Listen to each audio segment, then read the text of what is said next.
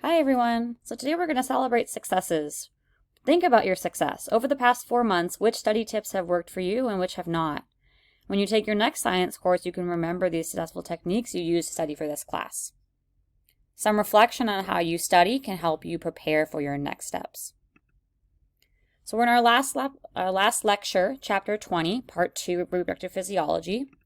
And we're going to focus here on production of eggs. Okay, so reproductive organs usually associated with producing eggs is going to be the ovaries and the uterus. Okay, and all the associated ducts and vessels that go with that too. So remember your reproductive anatomy here, where you have an ovary on each side with follicles inside of it, right? The ends of these tubes are called fimbriae, and you have the infundibulum then of these uterine horns. Okay, so it's uterine horn, uterine tube, you can call that here too. And then within the body of the uterus, we have these layers within the wall. Okay, so the endometrium, the myometrium, and the perimetrium layers. And the bottom of the uterus then is going to be separated from the vagina by the cervix. Okay, and then the vagina is this internal structure here too. And so remember that your external anatomy is going to be called the vulva, not the vagina. So the vagina is here internal. Okay, and then there's certainly ligaments and blood vessels associated with this too to hold all of this in place, and especially to support a pregnancy if it occurs. Okay, so last time we talked about spermiogenesis. Now we're going to talk about oogenesis, production of an egg. And we still have to go back to this idea of meiosis, right? So just like when we're creating sperm, when you're creating eggs, there is this oogonium, which has the full set of 46 chromosomes. Okay, so this is a diploid cell, oogonium, that will differentiate into what's called a primary oocyte. And it has to convert to that primary oocyte before meiosis can occur. So then you're going to get a first meiotic division and a second meiotic division from here. Okay, that will get you to half of your necessary chromosomes. But your initial oogonium and oocyte are going to be 46 chromosomes with sister chromatids. Okay, so a first meiosis gets us to secondary oocytes. This is where we're dividing the chromosomes, right? So we'll have 23 chromosomes in a secondary oocyte with the sister chromatids. So we're dividing the homologous chromosomes in meiosis 1. We're dividing the sister chromatids in meiosis 2. Okay. But when you ovulate, when someone ovulates, they're actually ovulating this structure here too, okay? Where, and you notice that the second meiotic division is not actually complete then until after fertilization occurs. Okay, so it's kind of interesting because, you know, the sperm then is fertilizing not a fully, completely divided egg, but the sperm is going to initiate this finishing of the second meiotic division so that you get your zygote, which is going to be diploid, right? But a second polar body that's going to degenerate. And that initial meiosis 1 also produces a polar body that degenerates. So you're not actually getting 4 mature egg cells from one oogonium. You're getting only 1 because the polar bodies are going to degenerate. Okay. So upon fertilization, meiosis 2 is completed, and then the sister chromatids are gotten rid of. What we end up with then is a zygote with 46 chromosomes, 23 from the egg, 23 from the sperm, without sister chromatids. And this is going to be a fully diploid individual then that can then grow up into an embryo. Okay, so now we're going to take a little bit of time and watch a video on oogenesis.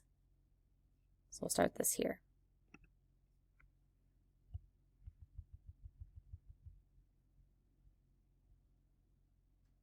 Oogenesis is the process by which the female gametes, or ova, are created. The female gamete is called an ovum. Sometimes people will refer to female gametes as eggs, but the term egg can include more than one stage of development, and the definition of an egg also changes depending on the type of organism. For example, the entire prenatal development of birds occurs inside an egg, but in placental mammals, after the egg is fertilized and starts dividing, nobody calls it an egg anymore. So, we're going to use the more precise term for a female gamete, which is ovum, or ova for the plural form. Now you may recall, each ovum must be haploid and contain only one copy of each chromosome. You may also remember that in order to create haploid gametes, a cell must go through the process of meiosis, which involves replicating its genome and then dividing, not once, but twice. In theory, this would create 4 haploid gametes from a single diploid cell, like it does during spermatogenesis. However, this isn't the case for human female gametes. Let's go through the process of oogenesis to see how this works and how many haploid gametes are made from a diploid cell. The diploid germ cells that have the potential to develop into ova are called oogonia. In humans, all of a female's oogonia that she will make in her lifetime are created when she's still a fetus and hasn't even been born yet. In fact, about 1 or 2 months before a baby girl is born, most of her approximately 7 million oogonia die, and the remaining surviving oogonia enter meiosis 1 and become primary oocytes. These primary oocytes press the pause button on their development in prophase 1, after they've replicated their genomes, but before they've made the first meiotic division. They stay arrested at this stage of development for over a decade until the girl begins her first menstrual cycle. Then, for about the next 30 to 45 years, on a monthly basis, primary oocytes resume meiosis where they left off and complete the first meiotic division. When the primary oocyte does finally complete its first meiotic division, it divides the chromosomes evenly, just as you would expect. However, it does not divide its cytoplasm equally. Almost all of the cytoplasm remains in one of the 2 daughter cells, which becomes a secondary oocyte. The other daughter cell, which gets half of the chromosomes but very little cytoplasm, is called a polar body. The polar body is not a functional oocyte. Instead, it degenerates and dies. The formation of a polar body allows the primary oocyte to reduce its genome by half and conserve most of its cytoplasm in the secondary oocyte. The secondary oocyte still has 2 copies of each chromosome, so if it's going to become a fully functional ovum, it must undergo the second meiotic division. This division is also uneven, like the first one, with half of the chromosomes going to another very small degenerate polar body, and half of the chromosomes being retained by the ovum, along with almost all of the cytoplasm. In this way, the ovum achieves its haploid state while conserving as much cytoplasm as possible. In humans, oocyte development occurs in the ovaries. Each oocyte is surrounded by a number of follicle cells to create a follicle. When the menstrual cycle begins, one or maybe even a few primary oocytes begin to grow larger, and the follicle cells increase in number and cause the follicle to grow larger too. Usually, some of the developing oocytes will degenerate and only leave one follicle that will mature, but every once in a while, 2 or even more follicles will mature. In these cases, fraternal twins or triplets that are genetically distinct may be born. In any case, as a follicle reaches maturity, the primary oocyte completes its first meiotic division and becomes a secondary oocyte. Very soon after that, the follicle ruptures and the secondary oocyte is released into the fallopian or uterine tube, even though the second meiotic division hasn't occurred yet. The release of a secondary oocyte from the ovaries is called ovulation. Once released from the ovary, the oocyte slowly travels down the fallopian tube toward the uterus. Fertilization usually occurs in the part of the fallopian tube nearest the ovary. This is because the oocyte is only viable for up to 24 hours after ovulation. If it isn't fertilized by a sperm within this time period, then the oocyte never completes the second meiotic division, and so it never technically becomes an ovum. However, if the secondary oocyte is fertilized by a sperm, it immediately finishes its second meiotic division, releases a polar body to leave only a haploid female genome in the ovum, and then becomes a zygote as the nuclei of the sperm and egg fuse together. In summary, oogenesis is the process by which the female gametes, or ova, are created. The female gamete is called an ovum. The diploid germ cells that have the potential to develop into ova are called oogonia. In humans, all of a female's oogonia that she will make in her lifetime are created when she's still a fetus and hasn't even been born yet. By the time a baby girl is born, all of her oogonia have either entered meiosis I and become primary oocytes or degenerated and died. The primary oocytes press the pause button on their development in prophase I after they've replicated their genomes, but before they've made the first meiotic division. In humans, oocyte development occurs in the ovaries. Each oocyte is surrounded by a number of follicle cells to create a follicle. When the menstrual cycle begins, one or maybe even a few primary oocytes begin to grow larger, and the follicle cells increase in number and cause the follicle to grow larger too. Usually, only one follicle reaches maturity, and the primary oocyte in the follicle completes its first meiotic division and becomes a secondary oocyte. Very soon after that, the follicle ruptures and the secondary oocyte is released into the fallopian or uterine tube before the second meiotic division has occurred. The release of a secondary oocyte from the ovaries is called ovulation. Once released from the ovary, the oocyte slowly travels down the fallopian tube toward the uterus. If the secondary oocyte is fertilized by a sperm, it immediately finishes its second meiotic division, releases a polar body to leave only a haploid female genome in the ovum, and then becomes a zygote as the nuclei of the sperm and ovum fuse together. Did you know that this video is a part of a...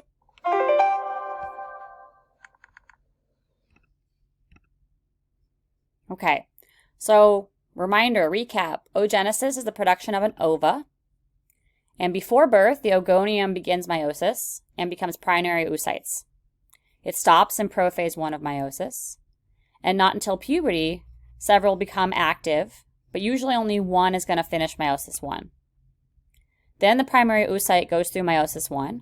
But remember, you get unequal division of cytoplasm here. So you get a small polar body and a large secondary oocyte, each of which have their DNA in them, but the secondary oocyte has the majority of the cytoplasm. Both cells begin meiosis II, but the polar body doesn't finish, it degenerates first. The secondary oocyte pauses in metaphase II of meiosis II. Someone's going to ovulate that secondary oocyte, and it will finish meiosis II only if fertilized. This is when the sperm drops off the DNA. The secondary oocyte quickly finishes its last division, and that second polar body is going to degenerate. If the secondary oocyte's not fertilized, it will degenerate. Okay? So we get then one functional gamete or ovum with most of the cytoplasm, two polar bodies that have degenerated, and that gets rid of any extra genetic material.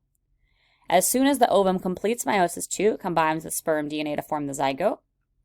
Where if no fertilization occurs, there's never going to be an ovum actually forming, and that secondary oocyte degenerates. Okay, so here's looking at this ovarian cycle based on the ovary itself. Okay, and you can see these follicles growing. So here's primary follicles here that are growing into secondary follicles. You have a primary oocyte then within a secondary follicle until it becomes a mature called a Graafian follicle. And once it becomes mature, then you have a lot of liquid here in this antrum, okay? And then that secondary oocyte can be ovulated. Okay? And the remaining structure in the ovary, when the secondary oocyte is ovulated, becomes the corpus luteum, and this can provide important hormonal signaling if pregnancy occurs. This is based on a 28-day cycle, and I'll say it now and I'll say it again, is that humans are not textbooks. So this 28-day cycle is not true for all people. Some people are going to have longer ovarian cycles, some have shorter, some might skip them, and that could even change throughout their lifetime. So this 28-day cycle that you read about in textbooks and you see is an average and is one type of cycle that can occur, but it's really not common that someone is going to be consistently always on a 28-day cycle. Okay. Our ovarian cycle, though, has three phases: follicular, ovulation, and luteal phases. The follicular phase in this textbook version is days 1 through 13. Okay, so that first half of this 28-day cycle, but again, that 28-day cycle can vary. And so some people might have a longer follicular phase or a longer luteal phase or shorter of each. Okay. All right. So a follicle is an oocyte with a layer of cells around it. The primary follicle contains a primary oocyte with granulosa cells enlarging and forming layers around it. Then there's a layer of glycoproteins called a zona pellucida. A secondary follicle is going to have the primary oocyte inside, a layer of thecal cells, and fluid-filled vesicles then form. In mature follicles, we get a secondary oocyte, pause in metaphase 2. So remember, at this point, it has 23 chromosomes, but it still has sister chromatids because it hasn't finished the second part of meiosis yet. So it hasn't finished meiosis 2. What you get here in a mature follicle is a fluid-filled vesicle from a single large antrum. And the other follicles that have started to grow during that time have degenerated. So usually only one mature follicle remains. And this degeneration is called atresia, follicular atresia. And this is actually true across vertebrate ovaries. We see the same pattern happening. But again, as I mentioned in the video, sometimes you can have more than one mature follicle ovulating at the same time, and then you would have the opportunity for fraternal twins or triplets. Okay, so that's this picture again of that ovarian cycle. All right, so day 14, ovulation. The mature follicle ruptures and releases secondary oocyte out of the ovary. Again, this is textbook example, day 14 out of day 28. Some people are going to ovulate late. Some people are going to ovulate early. And what that means then is that that egg, that ova, is going to be available at different times for fertilization. Okay. But whenever ovulation occurs, it's taken up by the fallopian tube. And it's alive for about 24 hours. So that ova is viable for about 24 hours for fertilization. Sperm can live in reproductive tracts anywhere from 3 to 5 days. So potentially, if sperm is present before ovulation, that sperm could fertilize the ova, and then you'd have a zygote forming. After ovulation, the luteal phase is days 15 through 28. This is called luteal because it's marked by the formation of the corpus luteum. So luteum indicate luteal phase. And this is when follicle cells are left behind from ovulation and they fill up with lipids. This is actually really important for maintaining the endometrium of the uterus, and again, especially for pregnancy if that occurs. If there's no pregnancy, the corpus luteum degenerates and becomes scar tissue. We call this the corpus albicans. So you can actually look at an ovary of an animal or a human and see all the scars of ovulations. And so in some animals, you can actually count the number of scars they have to see how many times that organism has ovulated. If pregnancy occurs, the corpus luteum persists for somewhere between 8 to 12 weeks because it's needed to produce hormones. After the 8 to 12 week time period, then the placenta is going to take over hormone production to maintain the pregnancy. Okay, so I'll do another video about this. A primordial follicle consists of an oocyte surrounded by a single layer of squamous granulosa cells. A primordial follicle becomes a primary follicle as the granulosa cells become enlarged and cuboidal. The primary follicle enlarges, and the granulosa cells form more than one layer. The zona pellucida forms around the oocyte. The structure is called a secondary follicle when fluid-filled vesicles develop among the granulosa cells and a well-developed capsule, or theca, becomes apparent around the granulosa cells. The theca possesses internal and external layers. The structure is called a mature follicle when the fluid-filled vesicles form a single antrum. At full maturity, the oocyte is located in the cumulus mass. During ovulation, the oocyte is released from the follicle, along with some surrounding granulosa cells of the cumulus mass, called the corona radiata. Following ovulation, the granulosa cells divide rapidly and enlarge to form the yellow corpus luteum. When the corpus luteum degenerates, it forms the white corpus albicans.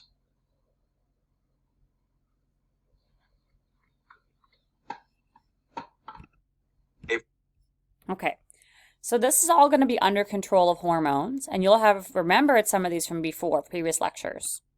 Okay. So remember that the hypothalamus is going to make GnRH.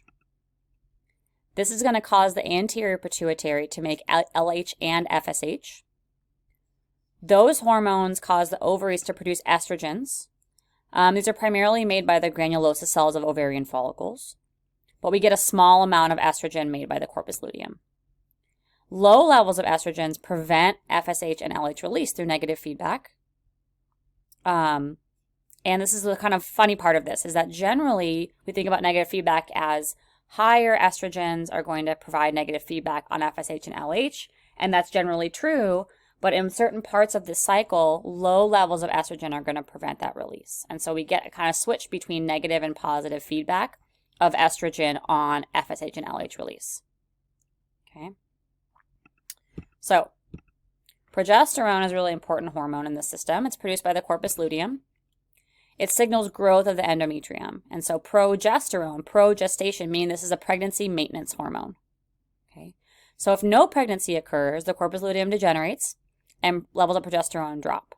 And this signals menstruation. So menstruation is going to be starting on day 0, day 1 of that cycle. Okay. And this is where the removal of the top of the endometrial layer occurs, and it's sloughed off, and so bleeding occurs. Okay. The most common cause of miscarriage is insufficient levels of progesterone. And this is actually really difficult to study because you can imagine that lots of times folks don't know when they are going to miscarry, when they have miscarried, especially because the very beginning parts of pregnancy happen before someone's normal menstrual cycle would occur, so they might not even know they were pregnant in the first place. Why would somebody have insufficient levels of progesterone? That could be a function of their body, but this is also closely related to the chromosomal makeup of the fetus, such that if there are chromosomal, massive chromosomal differences, so lots of extra chromosomes, not enough chromosomes, breakages in the DNA, those are going to cause miscarriage as well. And so miscarriage is relatively common, but definitely not talked about enough because it's a major issue for lots of families and lots of people, but it's often not really talked about, especially early on in a pregnancy. So if that's you or someone you know, I definitely recommend, talk about it and to help each other in what can be a very difficult time in someone's life. Okay. These are Lisa Hayes' triplets. So Dr. Hayes has 3 babies that are now teenagers and young adults. But this is when they were little babies, triplets. And most triplets today are actually born as the result of infertility treatments. One commonly used drug is called Clomid. And it's just short for clomiphene citrate. This is a drug that stimulates the pituitary into producing more follicle-stimulating hormone that causes follicular growth and luteinizing hormone. And luteinizing hormone is going to cause ovulation. Okay? So I want you to explain or think about how Clomid is going to produce triplet pregnancies. And then, do you think most triplets are fraternal or identical? And finally, think about what might be the dangers of a triplet pregnancy. Remember that if triplets or twins are fraternal, that means that's more than one egg ovulated. If they're identical, that means that the egg is splitting after fertilization. Okay, so let's talk a little more about this ovarian cycle. In week 1, you've got follicular growth. Estrogen is low because there's few granulosa cells. And low estrogen keeps LH and FSH relatively low. Progesterone is low because there's no corpus luteum occurring. And this is going to be typically during the menstrual cycle. So week 1 also coincides with sloughing of the uterine lining, anywhere between 3 to 5 days or longer depending on the person. In week 2, the growing follicle makes more estrogen. Estrogen's at a max at day 13. And this positive feedback now, high estrogen, is going to signal LH and FSH release. LH and FSH are going to surge at day 14. And this is going to cause ovulation of secondary oocyte in metaphase 2. At this time, progesterone is low and there's no corpus luteum. In week 3, we see estrogen levels drop, and thus a LH and FSH release drop as well. That follicle that's been ovulated becomes the corpus luteum, and the corpus luteum makes progesterone. So progesterone levels increase, and this also makes some estrogen as well. In week 4, if no pregnancy occurs, the corpus luteum degenerates, estrogen and progesterone decrease, and this drop in estrogen is what's going to initiate menstruation at the end of week 4, going into week 1 of the next cycle. If a pregnancy occurs, HCG, human chorionic gonadotropin, is released from the embryo, and that tells the corpus luteum to stick around. So the corpus luteum is maintained, and that means that progesterone is going to be maintained, and it's going to remain high throughout the pregnancy. I told you, though, that during a pregnancy, the corpus luteum is going to stick around from between 8 and 12 weeks, and so it's going to produce the majority of progesterone during the first trimester of pregnancy. At that time, the placenta is going to have grown enough to make the majority of progesterone. So in the first trimester, corpus luteum makes progesterone. Second and third trimester of pregnancy, progesterone is made by the placenta primarily. Okay, so here's as in a graph form, looking at each of these different hormones. Okay, and again, this is a 28-day cycle, but this is an average, or this is a textbook example. I'm going to say it again. Humans are not textbooks. So people can ovulate days other than day 14. People can menstruate days other than days 0 to 5, right? This varies by person, and it can vary within a person's lifetime too. And so that makes timing of pregnancy and fertility really complicated, right? And so whenever people ask, oh, can you get pregnant during a menstrual period? Sure, right? It's not common, but it can definitely happen, because if the menstrual period is occurring here around ovulation, or ovulation is really early, then yes, that can definitely happen. There's also instances where bleeding isn't necessarily menstruation. And so it can be really difficult to tell when someone is fertile, and therefore we need to be really careful about things like fertility. Okay. So here's putting it all together, putting together the ovarian events, the hormonal events, and the endometrial lining. Starting with day 1 here. So here's menstruation happening, day 1. And at this time, FSH is dropping a little bit. LH is starting to increase. Follicles are growing. Estrogen is low, but starting to increase. And the thickness of the endometrium is coming down because of menstruation, right? The sloughing off of the lining. Okay, so then once we get to the second week, once menstruation stops and we start to get proliferative phase, so the lining starts to grow again due to estrogen, okay? And these follicles are still growing. Around day 14, typically, ovulation occurs due to this surge in LH primarily. At that same time, we have high estrogen. And again, estrogen is actually coming before this LH peak, and there's a positive feedback switch that happens here, such that this estrogen causes positive feedback on LH. LH becomes high. Ova is ovulated. Okay? And so at this time, when this ova is ovulated and viable, then fertilization can occur. At this time, the uterine lining is still being built. The corpus luteum produces progesterone that helps maintain this uterine lining. Okay, so it's not really causing growth. The estrogen's causing the growth of this, but progesterone's keeping the uterus quiet, we like to say. So it keeps it still and stable and allows a nice environment for the fertilized ova now to come down the fallopian tube and embed on the wall of the uterus. Okay. So if pregnancy doesn't occur, either because there was no fertilization of the follicle or because the follicle didn't implant, the fertilized ova didn't implant, then you're going to have initiation of menstruation again as progesterone and estrogen drop. Okay. So a couple cycles to think about, right? Hormonal cycles, ovarian cycles, and now we'll talk a little bit more about this uterine cycle. So menses is day 1 through 5, but this is highly variable, okay? Where the endometrium lining is removed and blood vessels are exposed, so you get bleeding during this time. The proliferative phase, days 6 through 14, estrogen stimulates growth of the endometrium. It thickens, and you get more vessels and glands during that time too. In the secretory phase, days 15 through 28, we get even more growth of the endometrium due to progesterone from the corpus luteum. If no pregnancy, progesterone levels drop, and this signals menses. If pregnancy occurs, progesterone stays high and keeps the endometrium intact. Consists of a sequence of changes that occur in the ovaries and uterus. During each reproductive cycle, gonadotropin-releasing hormone, or GnRH, from the hypothalamus stimulates the anterior pituitary to release two gonadotropic hormones, follicle-stimulating hormone, or FSH, and luteinizing hormone, or LH. The target organ for these two hormones is the ovary. Each female reproductive cycle has two components, the ovarian cycle and the uterine cycle. Ovulation occurs on day 14 of the 28-day ovarian cycle. The 14 days prior to ovulation are known as the follicular phase, while the 14 days following ovulation constitute the luteal phase. The ovarian cycle is regulated by changing levels of FSH and LH. Ovulation occurs on day 14 of the 28-day uterine cycle. The 14 days prior to ovulation are subdivided into a menstrual phase, days 1 to 5, and a proliferative phase, days 6 to 14.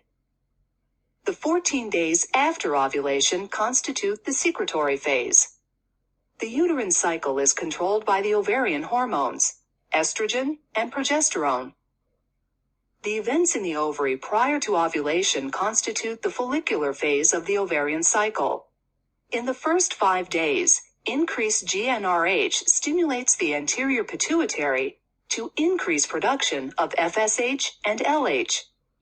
This stimulates primordial follicles in the ovary to mature into primary follicles, each containing a diploid primary oocyte that is arrested in prophase 1 of meiosis 1.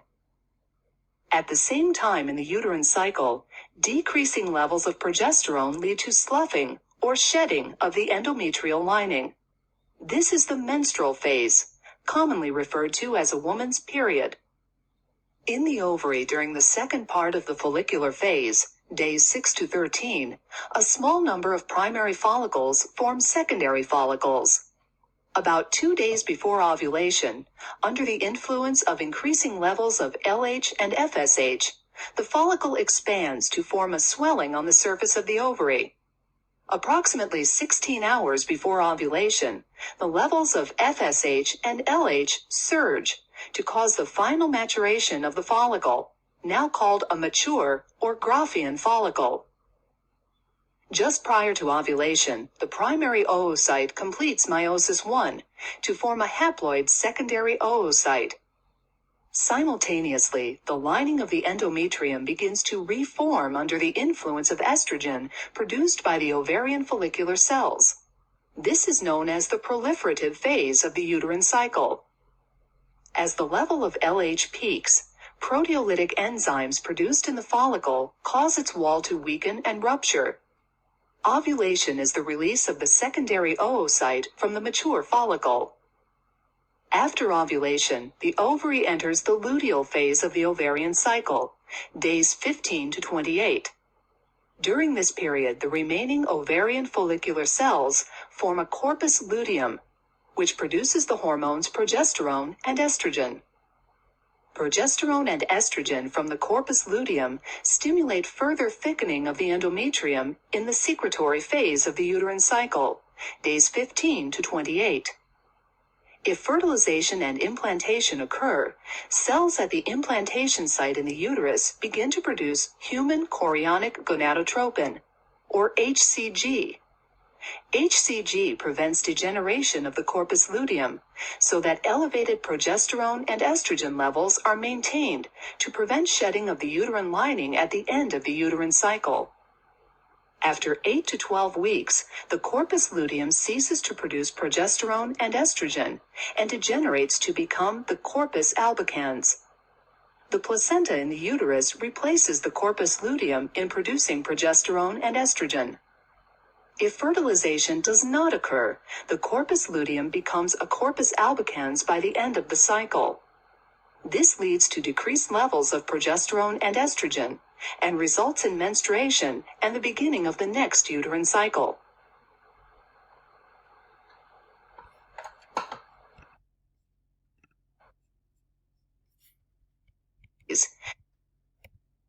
Okay, so timing of pregnancy is really important, and there's certainly ways that we can manipulate this, right? So birth control has lots of different mechanisms here.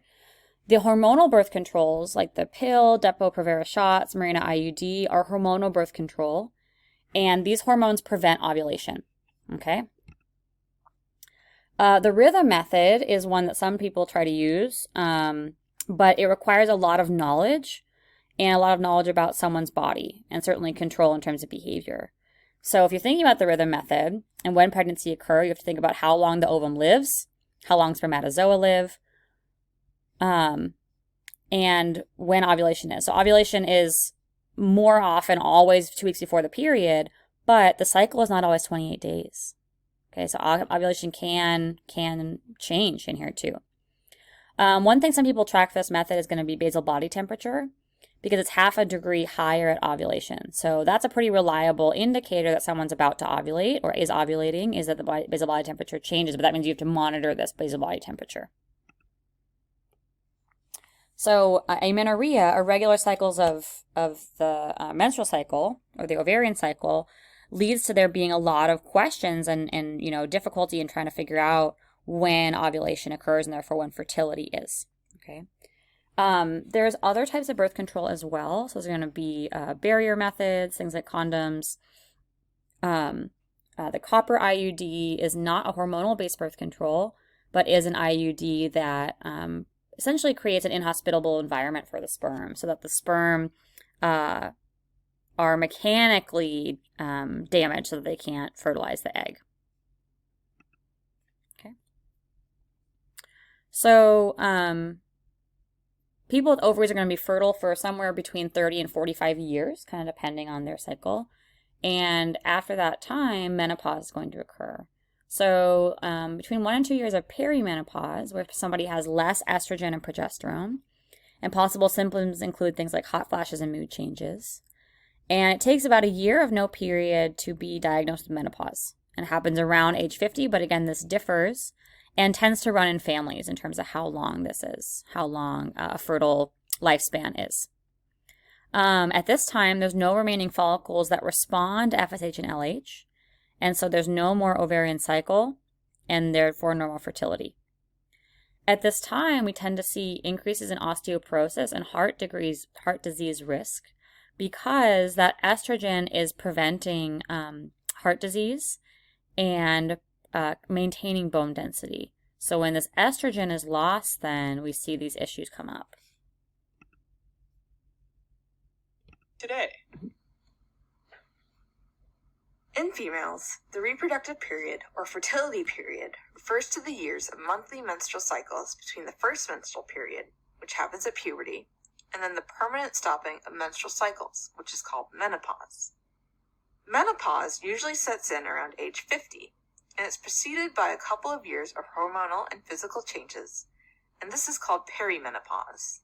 To be more specific, a woman has entered menopause when an entire year has passed since her last menstrual period. During the reproductive period, the ovaries have basically got a ton of ovarian follicles scattered inside them, and each ovarian follicle is made up of a ring of granulosa and theca cells surrounding a primary oocyte at the core. And during each menstrual cycle, one of these follicles ruptures at ovulation, and it releases the oocyte out into the fallopian tube, where it can be fertilized by a sperm. Or it can just carry down on its path and you don't get pregnant.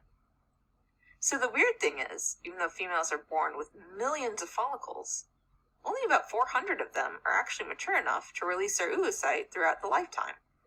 So if you're ever feeling useless, just think of those ones that have gone to waste.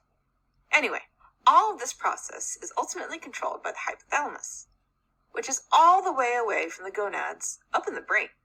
And the hypothalamus secretes gonadotropin-releasing hormone, or GnRH, which travels to the nearby pituitary gland and makes it secrete 2 hormones of its own, follicle-stimulating hormone, or FSH, and luteinizing hormone, or LH. FSH and LH then make the ovarian follicles secrete sex hormones. So, the theca cells make androstenedione, a sex hormone precursor, that the granulosa cells convert into estradiol, a member of the estrogen family, and progesterone. The menstrual cycle, on average, lasts about 28 days, and for the first 2 weeks, which are called the follicular phase, the granulosa cells make more estrogen, and sends a negative feedback signal to the pituitary, which inhibits the production of FSH. Likewise, progesterone inhibits LH production during the second half of the menstrual cycle, so hormone levels are constantly regulated, and this leads to a cyclic and predictable pattern in hormone secretion during the reproductive period. During each menstrual cycle, a couple of follicles are stimulated by FSH and LH, until one of them emerges as a dominant follicle and ruptures at ovulation. And the rest of them, well, it's pretty bleak, really. They just degenerate off and die. Over time, many ovarian follicles degenerate, and the ones that remain become less and less sensitive to FSH and LH. This goes on until menopause, when there are no remaining follicles responding to gonadotropins, and that causes the menstrual cycle to cease entirely. Now, a couple of years before menopause, the woman enters a transition period called perimenopause. And during perimenopause, the ovaries have a lot less functional follicles, so the menstrual cycles preceding menopause are often anovulatory. Anovulatory means without ovulation, and that's because none of the follicles are responsive enough to FSH and LH stimulation in order to mature and release the oocyte at ovulation. The lack of ovulation can cause missed or irregular periods, and they become more irregular and more infrequent as the ovarian follicles start to run out even more. And fewer follicles also means less estrogen and progesterone, so less inhibition on the hypothalamus and the pituitary. And in turn, the hypothalamus and pituitary produce more frequent, larger bursts of GnRH, FSH, and LH. The difference is, though, the pattern of secretion is much more erratic than during the reproductive period. And this erraticness, along with decreasing estrogen levels, can cause a bunch of problems, and these include hot flashes and night sweats, which can lead to trouble sleeping, and also vaginal dryness, which can lead to dyspareunia, which is pain during sex. Also, estrogen normally has a protective effect on both the cardiovascular system, where it helps to keep the blood vessels' walls nice and flexible to accommodate blood flow, as well as the skeleton, where it helps sustain bone density. So, low levels of estrogen can also lead to complications like cardiovascular disease and osteoporosis. So women entering menopause should have their LDL cholesterol levels checked, and if high, dietary changes or medical therapy with statins may be required. Osteoporosis is diagnosed using a dual energy X-ray absorptiometry, or a DXA, test. And screening should start at 65 in the general female population, and 60 in smokers. This test measures bone mineral density at different sites throughout the body, like the lower spine and hips, and results come back as a T-score and a Z-score. A Z-score lower than 2.5 standard deviations at any site confirms osteoporosis. Finally, changes in hormone levels can also impact the mood, so women going through menopause may experience irritability or mood swings. So even though transitioning into menopause is a natural step in the aging of the female reproductive system, these symptoms may have a negative impact on overall well-being. The good news, though, is that the body can adjust to the hormone changes, so they actually go away on their own after a couple of years. But in the meantime, there are tons of ways that we alleviate them. For hot flashes and night sweats, it's really useful to avoid triggers like hot drinks and spicy foods, as well as just maintaining a cool ambient temperature. Additionally, selective serotonin reuptake inhibitors like venlafaxine can help with both hot flashes and psychological symptoms like mood swings and irritability. In some cases, hormone replacement therapy with estrogen can also be used to relieve hot flashes. However, all women with an intact uterus need a progestin in addition to estrogen to prevent endometrial hyperplasia and cancer. Women who have undergone a hysterectomy should not receive a progestin, because its key benefit is prevention of endometrial hyperplasia and carcinoma, and that's no longer relevant. For vaginal dryness, there are things like vaginal estrogen creams and lubricants that can be used during sex to help with pain. And, in an attempt to prevent osteoporosis, calcium and vitamin D supplements can be used. If osteoporosis is diagnosed, medical therapy with bisphosphonates should be initiated. Okay, So, as a quick recap, menopause refers to the natural halting of the monthly menstrual cycles, and this is because of the depletion of ovarian follicles. It's usually considered that a woman has entered menopause when more than 1 year has passed since her last menstrual period. This usually happens around the age of 50, and is preceded by a couple of years of hormonal changes that may manifest as hot flashes and night sweats, vaginal dryness, as well as mood changes. Avoiding certain foods and maintaining a cool ambient temperature, using vaginal creams and lubricants, as well as certain medications, can help manage the symptoms of menopause. Thanks for watching. If you're interested in a deeper dive today. Okay, so that's it. We're at the end. And so for some final reminders, I want to remind you to make sure you're comfortable working with those acid-based problems on the arterial blood gas worksheet. So we worked on that in lab, and it's also available on Canvas. If you have questions about that, certainly you can come see me and we can work through some more problems like that. I'll remind you that the exam 4 has a review session on Monday, December 13th, 9 to 11 a.m. on Zoom. So we'll meet with me to review our labs and review our lectures in preparation for the exam on Wednesday. And if you're in section 204, you will take your exam at 10 a.m. If you're in 203, you'll take your exam at 7 p.m. As usual, I'll bring you a Scantron. So you'll just need to bring a pencil. Okay, and all your homework should have been turned in lab, so we should be good to go for the exam. And finally, I want to thank you all for being a great class this semester. It was really wonderful to meet all of you and talk to all of you. And I hope to see you sometime in the future.